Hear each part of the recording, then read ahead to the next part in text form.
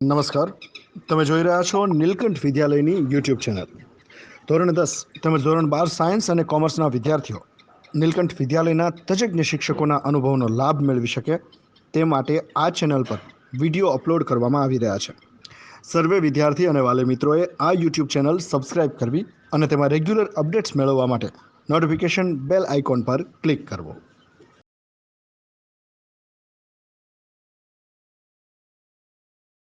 Good morning students. તો નીલકંઠની YouTube ચેનલમાં ફરી એક વખત તમારું સ્વાગત છે. હવે આપણે આજે જીવ વિજ્ઞાન સજીવોમાં પ્રજનન ચેપ્ટરમાં છેલ્લે લિંગી પ્રજનન વિશે ચર્ચા કરતા હતા. તો આજે આપણો ટોપિક લિંગી પ્રજનનથી ફરી એક વખત શરૂઆત કરીશું. તો આપણે પહેલાં પણ ચર્ચા કરી રાખેલી હતી કે જે લિંગી પ્રજનનની ક્રિયા છે, આ પ્રક્રિયા જે છે ઉચ્ચ કક્ષાના સજીવોની અંદર થાય છે અને આ પ્રક્રિયા માટે બે પિતૃઓની જરૂર પડે છે. બરાબર છે. આ પ્રક્રિયામાં આપણે જન્યુનું નિર્માણ થશે. હવે જે લિંગી પ્રજનનની પ્રક્રિયા જે છે ખરેખર તો સળંગ જ પ્રક્રિયા છે, પણ સમજવા માટે એના ત્રણ અલગ અલગ પ્રકારો આપણે પાડેલા છે, જે આપણે વિગતવારે જોઈશું. તો એના ત્રણ પ્રકારો કયા કયા છે, ત્રણ ભાગ જે છે એમાં પહેલું જે છે એ છે પૂર્વ ફલનની ઘટનાઓ. બીજા નંબર ઉપર છે ફલનની ઘટનાઓ અને ત્રીજા નંબર ઉપર છે પશ્વ ફલનની ઘટનાઓ. તો આવી ત્રણ અલગ અલગ ઘટનાઓ જે છે એમાં પૂર્વ ફલન, ફલન અને પશ્વ ફલનની ઘટનાઓ, આપણે ત્રણ ઘટનાઓનો સમાવેશ કરીશું. તો સીધી જ વાત જે છે એના ઉપરથી આપણે કહી શકાય કે આ જે ઘટના છે ફલનની ઘટના, એના આધારે આ બેના અલગ અલગ ટાઈપ્સ પાડેલા છે આપણે. તો પૂર્વ ફલનની ઘટના, પશ્વ ફલનની ઘટના અને ફલનની ઘટના, આવી ત્રણ ઘટનામાં સૌથી પહેલા પૂર્વ ફલનની ઘટના વિશે સામાન્ય માહિતી આપણે મેળવીએ. તો ફલન પહેલાની ઘટનાઓને આપણે પૂર્વ ફલનની ઘટનાઓ તરીકે ઓળખવામાં આવે છે. તો અહીંયા ફલન પહેલાની વાત છે. બીજા નંબર ઉપર છે ફલનની ઘટનાઓ. તો દરેક જગ્યાએ એક શબ્દ કોમન આવે છે, ફલન, ફલન અને ફલન. તો ફલન છે શું? તો ફલનની ક્રિયામાં એવું છે કે હમણાં આપણે આને પહેલા એના લેક્ચરમાં એ વાત કરી હતી કે નર અને માદા બંને ભેગા થઈ જાય છે. તો આ બંને ભેગા થાય છે તો આ ઘટના જે છે એને આપણે ફલન કહેશું. બરાબર છે. તો ફલનની ઘટના શું છે? તો કે નર જન્યુ અને માદા જન્યુ ભેગા થવાની ઘટનાને આપણે ફલનની ઘટના કહીશું. પશ્વ ફલનની ઘટના, તો ફલન બાદની ઘટનાને આપણે પશ્વ ફલનની ઘટના તરીકે ઓળખશું. તો આ હતી સામાન્ય ઘટનાઓ. હવે આપણે સૌથી જ પહેલા વાત કરીશું પૂર્વ ફલનની ઘટનાઓ વિશે. તો સ્ટાર્ટ કરીએ. પૂર્વ ફલનની ઘટનાઓ. તો પૂર્વ ફલનની જે ઘટના છે એને પણ બે ભાગમાં ડિવાઈડ કરી શકાય છે. એમાં પહેલું જે છે એ છે જન્યુ નિર્માણની ક્રિયા અને બીજા નંબર ઉપર છે જન્યુ વહનની ક્રિયા. તો ફર્સ્ટ ઓફ ઓલ આપણે વાત કરીશું જન્યુ નિર્માણની ક્રિયા. બરાબર છે. તો વાત કરીએ જન્યુ નિર્માણ વિશે, જન્યુઓ જે બને છે એના વિશે. બરાબર છે. તો સીધી જ વાત છે જન્યુઓ. પહેલા તો આપણે વાત જન્યુઓ જ વિશે કરી લઈએ. જન્યુઓ કે જેને આપણે ગેમેટ તરીકે ઓળખીએ છીએ, આ જે છે એ લિંગી પ્રજનનની ક્રિયાનું પ્રતિનિધિત્વ કરે. ક્રિયાનું પ્રતિનિધિત્વ કરે છે. બરાબર છે. એને લીડ કરશે. તો જે જન્યુઓ છે, સૌથી પહેલા આપણે એના પ્રકારો વિશે વાત કરી લઈએ. બરાબર છે. તો જન્યુના પ્રકાર, તો આ પ્રકાર જે આપણે જોઈએ છીએ એ દેહધાર્મિક રીતે પડે છે. બરાબર છે. બાહ્યાકાર વિદ્યાના આધારે, બાહ્યાકાર વિદ્યાની દ્રષ્ટિએ જે જન્યુઓ જે છે એના બે પ્રકાર પાડી શકાય. એમાં આપણે વાત કરીશું સમજન્યુ અને વિષમ જન્યુ વિશે. તો તો સૌથી પહેલા શબ્દ છે સમજન્યુ આપણે કોને કહીશું? તો જે જન્યુ જે છે એમાં નર અને માદા જન્યુ બંને બાહ્યાકાર વિદ્યાની દ્રષ્ટિએ સરખા હોય તો એને આપણે સમજન્યુ કહેશું. જો જન્યુઓ બાહ્યાકાર વિદ્યાની દ્રષ્ટિએ સરખા હોય તો આવા જન્યુને આપણે સમજન્યુ તરીકે ઓળખશું. તો એનું એક્ઝામ્પલ શું છે? તો ક્લેડોફોરા ના જન્યુઓ તમે જોઈ શકો છો બુકની અંદર, તો બંને એક જ સરખા છે એટલે આપણે એને કહીશું સમજન્યુ. બીજા નંબર ઉપર વિષમજન્યુ કોને કહીશું? તો વિષમજન્યુનો અર્થ એવો થશે કે જન્યુઓ જે છે એ બાહ્યાકાર વિદ્યાની દ્રષ્ટિએ જુદા જુદા અથવા તો અસમાન છે. ફોર એક્ઝામ્પલ મનુષ્યના જન્યુઓ લઈ લઈએ, બરાબર છે? તો આવી રીતે આપણે પહેલો પ્રકાર જન્યુના આધારે પાડ્યો હતો એ બાહ્યાકાર અને દેહધાર્મિક આધારે, બરાબર છે? ચલો, તો હવે આપણે બીજા પ્રકારે જાતીયતાના આધારે જન્યુઓના પ્રકાર જોઈએ. તો જન્યુના પ્રકાર જે છે એ જાતીયતાના આધારે, તો જાતીયતાના આધારે પ્રકારોની વાત કરીએ તો એમાં સૌથી પહેલા નર જન્યુ અને માદા જન્યુનો સમાવેશ થશે. મેલ ગેમેટ અને ફિમેલ ગેમેટ.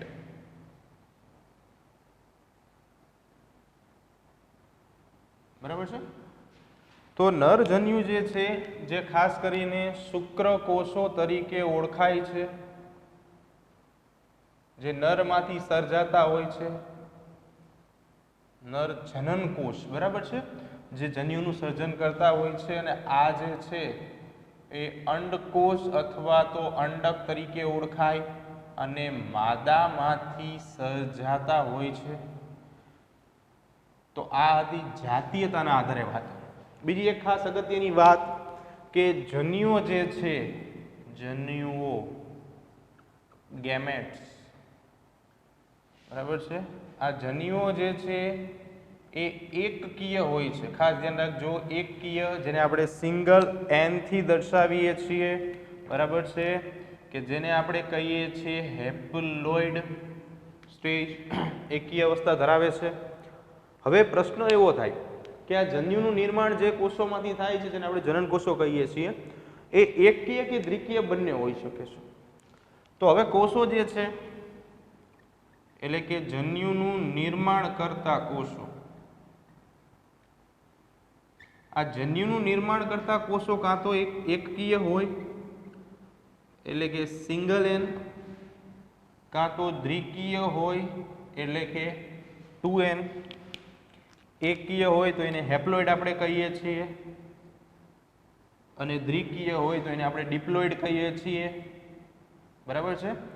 તો જો એકકીય કોષ હશે તો એ એકકીય કોષમાં સમવિભાજનની ક્રિયા થશે, ક્રિયા દ્વારા જન્યુનું નિર્માણ. ફરીવાર, કે જો તમારી પાસે એકકીય હશે જન્યુ નિર્માણ કરતા કોષો, ફોર એક્ઝામ્પલ કે આ કોષ સિંગલ એન છે, તો અહીંયા સમવિભાજનની ક્રિયા થશે, સમવિભાજન. પરંતુ આની કરતા ઊંધું વિચારો કે તમારી પાસે જન્યુનું નિર્માણ કરતો કોષ દ્વિકીય છે, તો જો તમારી પાસે દ્વિકીય કોષ હશે તો અહીંયા અર્ધીકરણની ક્રિયા થશે, ક્રિયા દ્વારા જન્યુનું નિર્માણ થાય.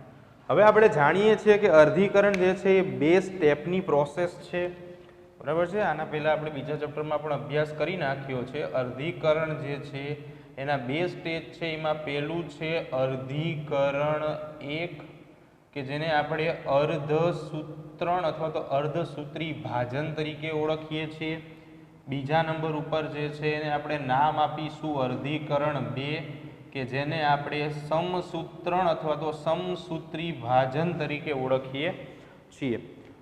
તો અહીંયા શું થાય છે તો કે તમારી પાસે જ્યારે દ્વિકીય અવસ્થામાં છે કોઈ ઘટક, ફોર એક્ઝામ્પલ કે આ જે કોષ છે એ દ્વિકીય અવસ્થામાં છે, તો પહેલું જ્યારે અર્ધસૂત્રી ભાજન થશે તો એમાં બંને કોષો જે છે એન બની જશે, બરાબર છે. પછી જે સમસૂત્રણની પ્રોસેસ થશે એટલે સમવિભાજનની ક્રિયા દ્વારા જે સેલ હશે એવા ને એવા રંગસૂત્રીય આધારવાળા કોષો જે છે એ તમને મળી જશે. તો આ વાત હતી આપણા બંને પ્રકારના જન્યુઓના નિર્માણની. હવે આના આધારે આપણે વનસ્પતિને પણ બે ભાગમાં વિભાજિત કરી શકાય છે, એક સદની અને દ્વિસદની વનસ્પતિ, બરાબર છે. તો હવે વનસ્પતિઓને આપણે કેવી રીતે વિભાજિત કરી શકાય, તો વનસ્પતિઓ જે છે એને એક સદની વનસ્પતિઓ અને દ્વિસદની વનસ્પતિઓ આવી રીતે બે ભાગમાં ડિવાઈડ કરી શકાય છે. તો સૌથી પહેલા આપણે વાત કરીએ એક સદની વનસ્પતિ, બરાબર છે. તો એક સદની વનસ્પતિ એટલે શું, તો કે જે વનસ્પતિઓ નર અને માદા પુષ્પો એક જ વનસ્પતિ પર સર્જે છે અથવા તો એક જ છોડ ઉપર સર્જાય છે, તો આવી વનસ્પતિને એક સદની વનસ્પતિ તરીકે ઓળખાય છે, ઓળખવામાં આવે છે. રેડી? કે એક જ છોડ ઉપર નર અને માદા બે પુષ્પ તમને જોવા મળશે, એક સદની વનસ્પતિ છે. દ્વિસદની વનસ્પતિ એટલે શું, તો કે નર અને માદા પુષ્પો, નર અને માદા પુષ્પો અલગ અલગ છોડ પર જોવા મળે છે. બીજી વાત એવી છે કે પુષ્પ માટે જો આવો શબ્દ વાપરવામાં આવે તો એને દ્વિલિંગી અથવા તો ઉભયલિંગી પુષ્પ તરીકે ઓળખવામાં આવે છે. દ્વિલિંગી અથવા તો ઉભયલિંગી પુષ્પો, જેને આપણે 11મા ધોરણમાં જોઈ ગયા કે જેની પાસે નર અને માદા બંને પ્રજનન એટલે કે પુંકેસર અને સ્ત્રીકેસર બંને હોય તો એને આપણે આવી એક નિશાનીથી દર્શાવતા હતા, બરાબર છે. તો દ્વિલિંગી પુષ્પ કોને કહેવાય, તો નર પ્રજનન અંગ કે જેને આપણે પુંકેસર તરીકે ઓળખીએ છીએ, અને માદા પ્રજનન અંગ કે જેને આપણે સ્ત્રીકેસર તરીકે ઓળખીએ છીએ, બંને ધરાવતું પુષ્પ ઉભયલિંગી અથવા દ્વિલિંગી પુષ્પ તરીકે ઓળખાય છે. નેક્સ્ટ બીજી આવી નવી વાત જો આપણે પ્રાણીઓ માટે કરીએ તો એને ઉભયલિંગી પ્રાણી તરીકે ઓળખવામાં આવે છે. ઉભયલિંગી પ્રાણી. તો ઉભયલિંગી પ્રાણી શું છે, તો કે જે પ્રાણી નર અને માદા એવા બંને પ્રજનન અંગો ધરાવે, તો જે પ્રાણીની અંદર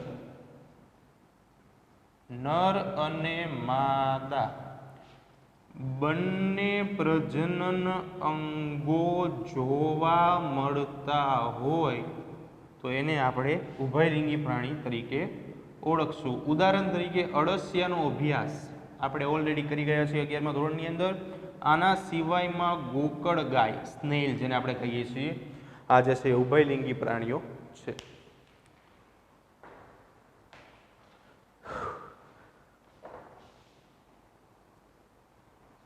તો હવે આપણે જન્યુઓના નિર્માણની જ વાત કરતા હતા છેલ્લે. એમાં આપણે આગળ એવી વાત કરેલી હતી કે જન્યુ નિર્માણ જે કોષો છે એમાં જો કોષો તમારી જોડે 2n પ્રકારના હોય, જો તમારી પાસે કોષો જે છે એ 2n એટલે કે દ્વિકીય પ્રકારના હોય, ડિપ્લોઇડ સ્ટેજ ધરાવતા હોય, તો એમાં શું થતું હતું, અર્ધીકરણની ક્રિયા થતી હતી, બરાબર છે. આવી આપણે વાત કરીએ હતી. અને અર્ધીકરણમાં આપણે એ વાત કરી કે ટોટલ જે છે અડધી સંખ્યા થઈ જાય છે. પરંતુ જો તમારી પાસે કોષો n એટલે કે એકકીય હોય, હેપ્લોઇડ સ્ટેજ ધરાવે છે, તો એમાં જે છે સમવિભાજનની ક્રિયા થતી હતી. અર્ધીકરણમાં અડધી સંખ્યા, સમવિભાજનમાં સરખી સંખ્યા કરવાની છે આપણે. તો અહીંયા આપણને અમુક જે છે સજીવોના નામ આપેલા છે. એની અંદર જન્યુ માતૃકોષમાં રંગસૂત્રની સંખ્યા અને જન્યુમાં રંગસૂત્રની સંખ્યા, આવા બે અલગ અલગ ખાલી જગ્યાઓ આપેલી છે. તો એમાં ખાસ અહીંયા ધ્યાન રાખવા જેવી બાબત આ છે કે તમારી પાસે જે જન્યુ માતૃકોષમાં રંગસૂત્રની સંખ્યા છે, આ રંગસૂત્રની સંખ્યા 2n છે. અહીંયા સમજો ખાસ, 2n એટલે કે દ્વિકીય છે, ડિપ્લોઇડ છે. એને જો તમારે જન્યુમાં રંગસૂત્રમાં, જન્યુમાં આવેલા રંગસૂત્રની સંખ્યામાં કન્વર્ટ કરવી હોય તો એની સંખ્યા તમારે અડધી કરવી પડે. અહીંયા જોઈ શકો છો, અડધી એટલે કે એકકીય હેપ્લોઇડ, બરાબર છે.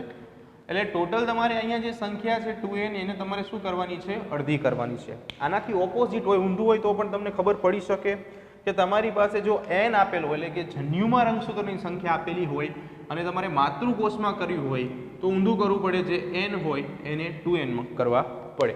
તો હવે આપણે આ ખાલી જગ્યાઓ થોડી પૂરવાની છે, જોઈએ ચાલો. તો સૌથી પહેલાં આપેલું છે આપણને સજીવ મનુષ્ય. તો મનુષ્યમાં તમને જન્યુ માતૃકોષમાં 46 રંગસૂત્રની સંખ્યા આપેલી છે.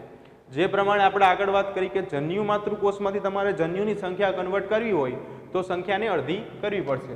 તો 46ના અડધા અહીંયા આપણે થઈ જશે 23. એટલે મનુષ્યમાં જન્યુમાં રંગસૂત્રની સંખ્યા થઈ જશે 23.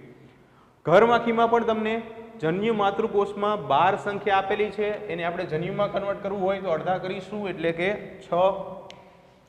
ઉંદરની અંદર તમને જન્યુમાં સંખ્યા આપેલી છે રંગસૂત્રની, એને જન્યુ માતૃકોષમાં કરવું હોય તો એના ડબલ કરીશું, એટલે 42. કૂતરાની અંદર તમને જન્યુ માતૃકોષમાં 2n ની સંખ્યા 78 આપેલી છે, તમારે એને જન્યુની અંદર રંગસૂત્રની સંખ્યામાં કન્વર્ટ કરવી હોય, બરાબર છે, તો તમારે અહીંયા થઈ જશે 39. બિલાડીની અંદર તમને જન્યુમાં રંગસૂત્રની સંખ્યા 19 આપેલી છે, અહીંયા માતૃકોષમાં સંખ્યા ડબલ થઈ જશે 38 થઈ જશે. ફળમાખીની અંદર તમને 2n ની સંખ્યા આપેલી છે 8, એને n માં કન્વર્ટ કરવો, એટલે કે જન્યુમાં રંગસૂત્રની સંખ્યા થઈ જશે 4. ઓફિયોગ્લોસસ, બરાબર છે, આ એક ત્રિઅંગી વનસ્પતિ છે, ટેરિડોફાઇટ. તો આ ત્રિઅંગી વનસ્પતિની અંદર તમને જન્યુમાં રંગસૂત્રની સંખ્યા 630 આપેલી છે. અહીંયા બ્લેન્ક છે જન્યુ માતૃકોષમાં સંખ્યામાં, તો એનો ડબલ કરવાની છે આપણે, એટલે 1260, બરાબર છે. સફરજનની અંદર 2n ની સંખ્યા તમને આપેલી જ છે 34, તમારે n ની સંખ્યા મેળવવાની છે 17. ચોખાની અંદર તમને n ની સંખ્યા આપેલી છે 12, 2n ની સંખ્યા તમારે મેળવવાની છે 24. મકાઈમાં 2n ની સંખ્યા 20 આપેલી છે, n ની સંખ્યા થઈ જશે 10. બટાટામાં n ની સંખ્યા 24 આપેલી છે, 2n ની સંખ્યા થઈ જશે 48. પતંગિયું છે, બરાબર છે, એમાં તમને 2n ની સંખ્યા આપેલી છે 380, આપણે n શોધવાના છે તો 190. અને છેલ્લે ડુંગળીની અંદર તમને n ની સંખ્યા 8 આપેલી છે, તો 2n ની સંખ્યા થઈ જશે 16. તો આની મદદથી તમે બધા જે છે સજીવોમાં જન્યુ માતૃકોષમાં રંગસૂત્રની સંખ્યા અને જન્યુમાં રંગસૂત્રની સંખ્યા, આ બંનેનો અભ્યાસ કરી શકો છો. દરેક બ્લેન્ક્સ જે છે ખાસ કરીને નાના પ્રશ્નો, 1-1 માર્કના પ્રશ્નોને MCQ માટે ખૂબ અગત્યના છે, બરાબર છે.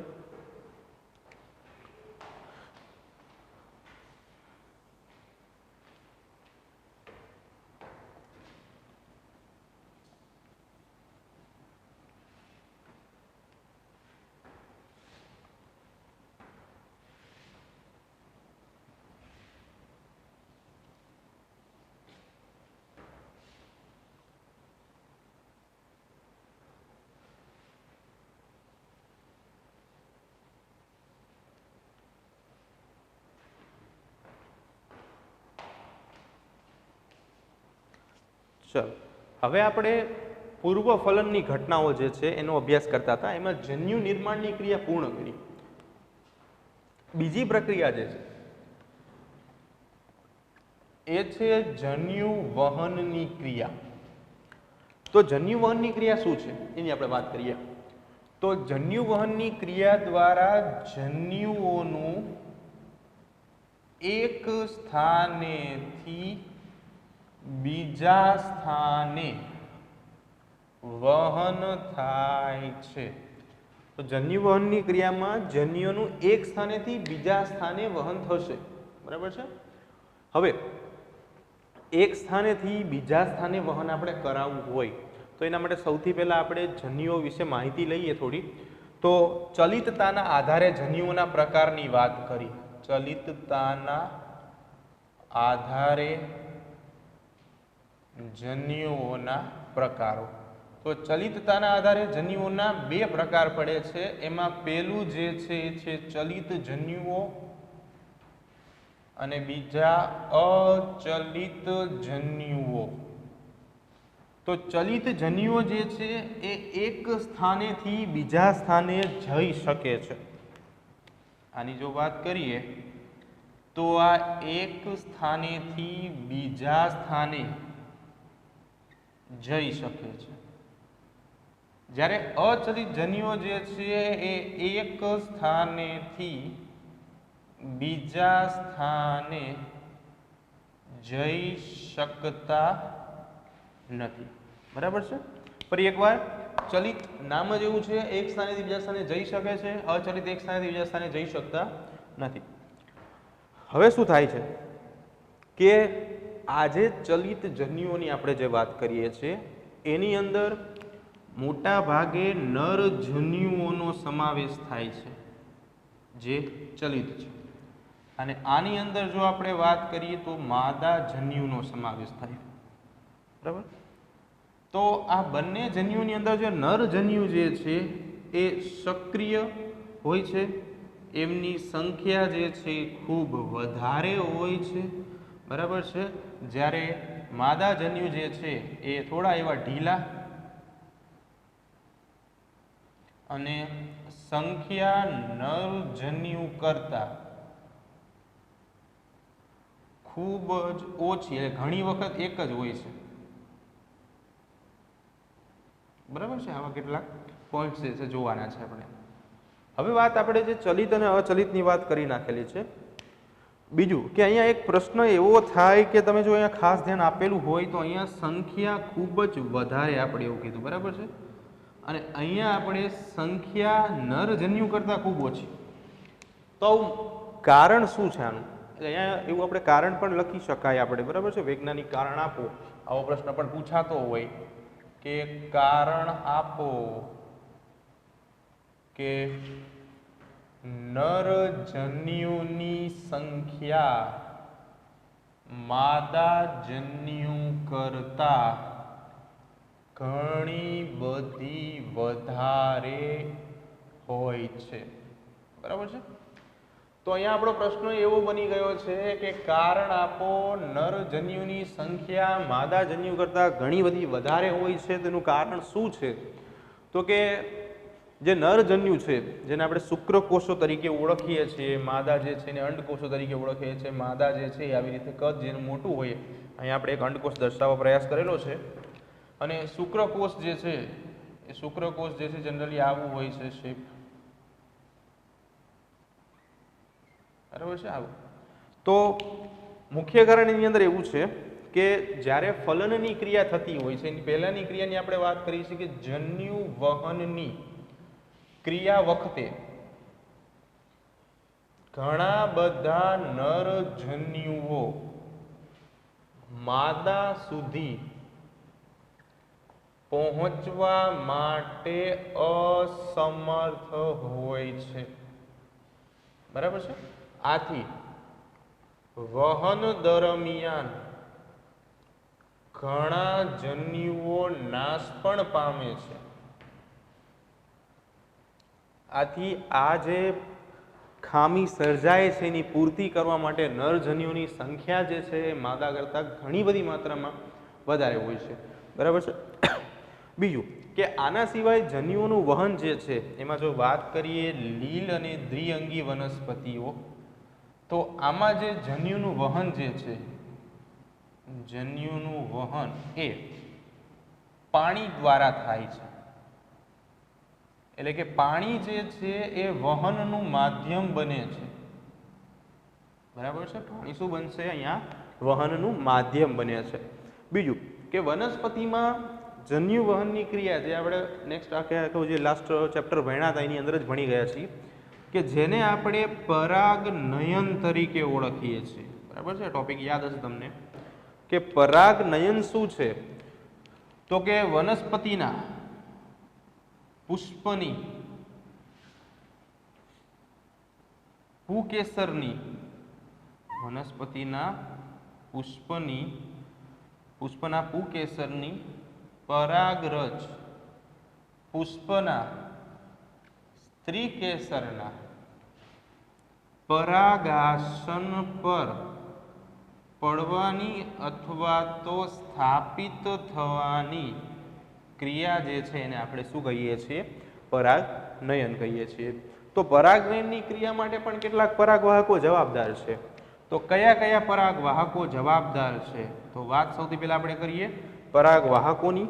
તો પરાગવાહક શું છે? તો કે પરાગનયનની ક્રિયામાં ઉપયોગી વાહકો છે. અને પરાગવાહકો જે છે એને આપણે બે પ્રકારો અભ્યાસમાં લીધેલા હતા. એમાં પહેલું હતું એક અજૈવિક વાહકો અને બીજા નંબર ઉપર હતું જૈવિક વાહકો. તો અજૈવિક વાહકોની અંદર જો આપણે ઉદાહરણની વાત કરીએ તો એમાં આપણે હવા અને પાણીનો સમાવેશ કરતા હતા. અને જૈવિક વાહકમાં ઉદાહરણ તરીકે આપણે વાત કરીએ તો પક્ષીઓ અને કીટકોનો સમાવેશ કરતા હતા, બરાબર છે? તો આવી રીતે પરાગનયન જે છે એ પણ એક પ્રકારનો શું છે? જન્યુ વહનનો જ પ્રકાર છે.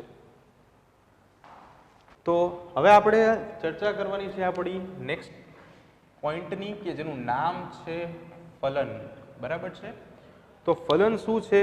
તો ફલનની ક્રિયા જે છે એમાં નરજન્યુ અને માદાજન્યુ નું જોડાણ થાય છે.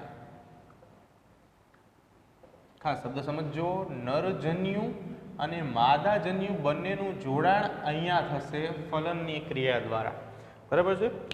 આપણે આગળ પણ ચર્ચા કરી કે જન્યુઓ જે છે એ એકકીય હોય એટલે આ બી એન થશે, આ પણ એન થશે, બરાબર? બંને એકકીય અવસ્થાઓ છે.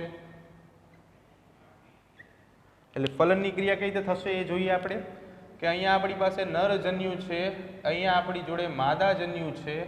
તો નરજન્યુ પોતાના ઘટકો એન અને માદાજન્યુ પણ પોતાના ઘટકો એન જે છે એ મુક્ત કરશે. તો આ એન અને એન આ બંને ભેગા થઈને 2n બનાવે છે.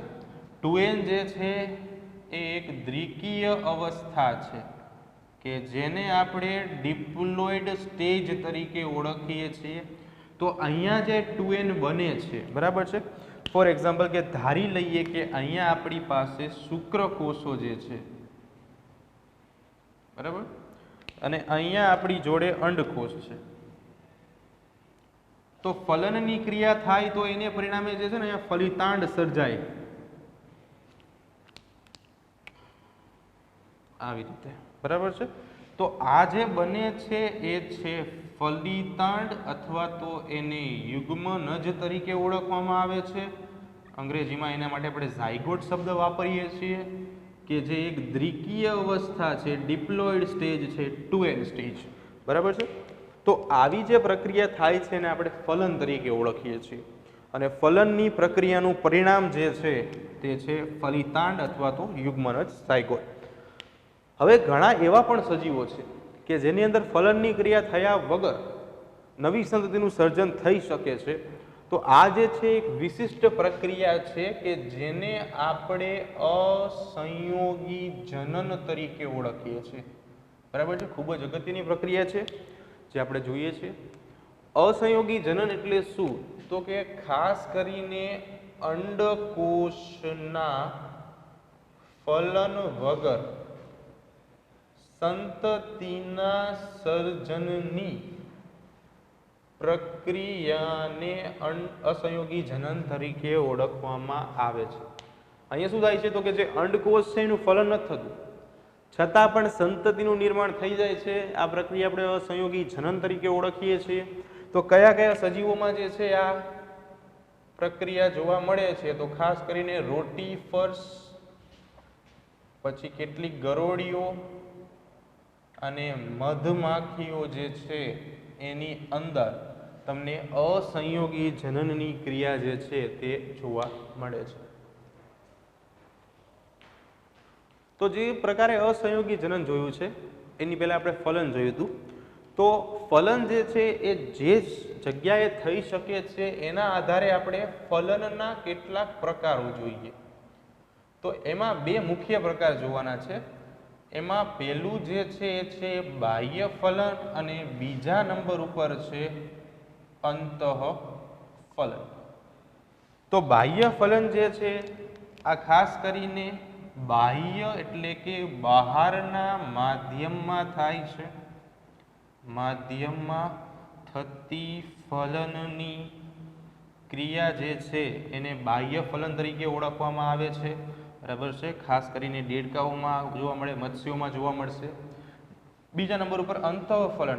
અંતઃફલનની અંદર જે ફલનની ક્રિયા છે આ ફલનની ક્રિયા એ માદા સજીવના દેહની અંદરની બાજુએ થાય છે. અંદરની બાજુએ થાય છે. બરાબર છે. અને આ ખાસ કરીને સસ્તનોમાં જોવા મળે છે અને ઉચ્ચ કક્ષાના સજીવોની અંદર જોવા મળશે. મોટાભાગે આ બાહ્ય ફલનની ક્રિયા જે છે ઘણી વખત નુકસાનકારક બનતી હોય છે, કારણ કે જ્યાં સુધી સંતતિ પુખ્ત ન બને, સંતતિ પુખ્ત ન બને ત્યાં સુધી તેને ભયજનક પરિસ્થિતિમાંથી પસાર થવું પડે છે. જ્યારે અંતઃફલનની અંદર એવું કંઈ પણ જોવા મળતું નથી. તો બાકીનો જે ટોપિક જે છે તે આપણે આગળના લેક્ચરમાં અભ્યાસ કરીશું. બરાબર છે. અમારી સાથે જોડાયેલા રહો.